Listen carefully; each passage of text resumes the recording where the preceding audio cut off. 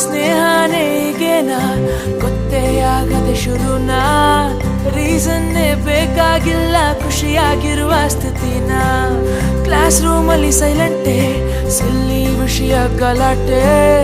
ಅಲ್ಲಿಂದ ಇಲ್ಲಿವರೆಗೂ ಎಲ್ಲ ಹಾಗೆ ರಿಪೀಟೇ